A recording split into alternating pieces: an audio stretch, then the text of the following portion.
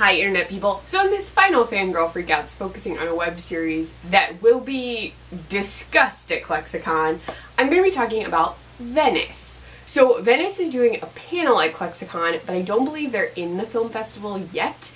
As of the time I'm filming this, they have said that there will be some other things added to the film festival, but I do know specifically that Venice will be doing a panel. So Venice is a web series that's actually set in Venice, California.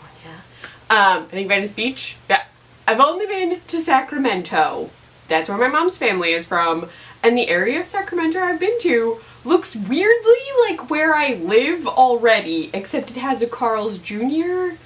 and some of the names are different. But I've never been to like the beach, which is a thing that happens in Venice a lot. So they actually live near the beach, so a lot of scenes happen at the beach, which makes sense. It also makes for very nice filming. They can have fun things happening, like they have a party and volleyball, and this is where clandestine meetings occur. So it's cool. It fits a very like specific California vibe. So when I was watching it, it kind of reminds me of the L Word a little bit while I was watching it. There's not as many queer characters as in the L Word, but some of the plots remind me a lot of like the L Word, or even like a soap opera. That's not meant as like a bad thing. I used to watch soap operas when I was little. Yes, when I was little, I was very dedicated to General Hospital. I watched it every day after preschool. Yeah. That and I ate Brussels sprouts. Things you probably didn't need to know. But Venice has this very interesting vibe of like dramatic, comedic. There's a lot going on. So while I want to say the main focus is Gina and Annie, these two women who used to date, they've had sort of a difficult relationship.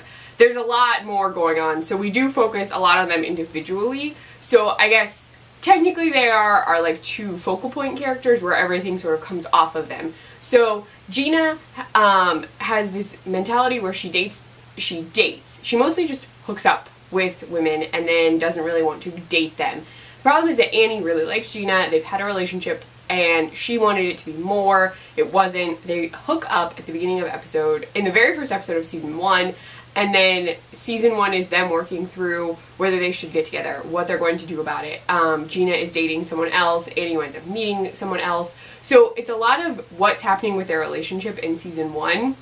We also meet other people around them, but it's a lot about like their relationships and how they react with each other. Season 2, the episodes get a lot longer. It actually felt almost like a television show at that point, because some of the episodes are like, they're either 20 minutes or they're really close to 20 minutes. So it almost has the length of like a television like comedy, or like one of the shows that falls during that CBS lineup on I think like a Thursday where everything's a half hour. So it kind of felt like that in season 2. They do add some really intense elements in there. There's a death that happens at one point, and there's a plot happening with Gina's aunt, who is like Aunt Jane but also Gaia. She's psychic. She does like readings and stuff. Also, I want to go to a psychic reader, so if someone knows somebody who wants to hook me up, that would be very cool. I would love to get my cards done. I would love Gaia to do my cards, but I feel like she's not gonna, if I try and call Gaia, she's not gonna show up at my house. But there's a lot of stuff happening with her because there's guilt about the death of Gina's mother. So there's a lot. Gina also has a brother who's pretty cool. His name is Owen. He does some not great stuff. So there's some stuff happening with him. Everyone has drama. And I will say that they also delve into some really intense issues. One of the characters I haven't talked about yet, Lara, whose name I'm very worried I said wrong because I keep hearing it differently in my head, even though they say it the right way in the show. She's a writer, and at a certain point she's drinking a lot. And while initially it seems okay because a lot of the characters are shown drinking, there's this sort of like party vibe throughout. We watch as her personality starts to kind of go downhill based on the amount of alcohol she's had. So there's a lot of intensive, like, you have a problem going on that needs help. That plot gets very, very deep. We also have Annie, who's struggling with her own body image. She's a photographer. She's around super skinny, like gorgeous people all the time, and she feels like she's not perfect. So there's that plot where we can kind of tell that she's having issues with food. So that was a pretty intense plot. And then Gina has her own intense plot with her father. That's going on. There's a lot of intensity, a lot of drama. There are also some really awkwardly funny moments. There is someone who has to do something with a dolly, like those push things. And yeah, this thing's really, really funny. I enjoyed the first 2 seasons of Venice. I will admit that I only watched the first 2. You can find all the other seasons on their website. You can actually buy them. But I could only find 2 on YouTube that were actually through Venice's official YouTube channel.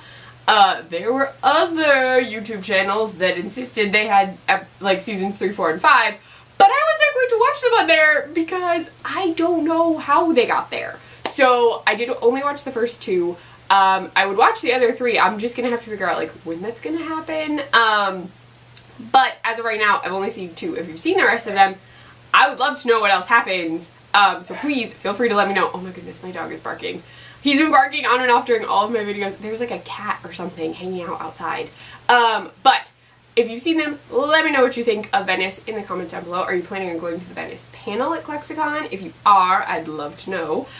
Beyond the comments, you can chat with me on Twitter. I'm at ClefNotes. You can find me on my blog, clefnotes.wordpress.com. I write for the Nerdy Girl Express, thenerdygirlexpress.com, and I run their Snapchat, the Nerdy Girl EXP.